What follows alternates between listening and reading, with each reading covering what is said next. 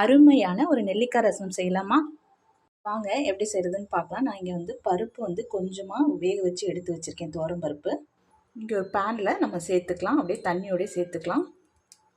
இது கூடவே மிளகு, ஜீரகம், பூண்டு எல்லாமே இடித்து வச்சுருக்கேன். ஒரு டீஸ்பூன் மிளகு, ஒரு டீஸ்பூன் ஜீரகம், 5-6 பல் பூண்டு பல் அதையும் சேர்த்துக்கலாம்.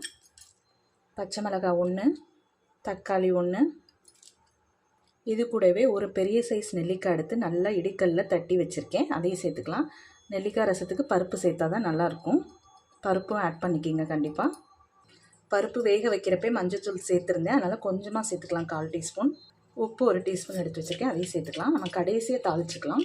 இங்கே தண்ணி 1 கிளாஸ் எடுத்து வச்சுருக்கேன், அதை சேர்த்துக்கலாம். ஸோ ஒரு கொதி விடுங்க, அப்போ தான் நெல்லிக்காய் கொஞ்சம் வெந்திருக்கும். இங்கே ஒரு தாளிப்பு கரண்டியில் கருவேப்பிலை, கடுகு, உளுத்தம்பருப்பு போட்டு தாளிச்சிருக்கேன், அதை சேர்த்துக்கலாம். இது கூடவே கொத்தமல்லி இலை. நீங்களும் இந்த அருமையான நெல்லிக்காய் ரசமை ட்ரை பண்ணி பார்த்துட்டு கமெண்ட் பண்ணுங்கள்.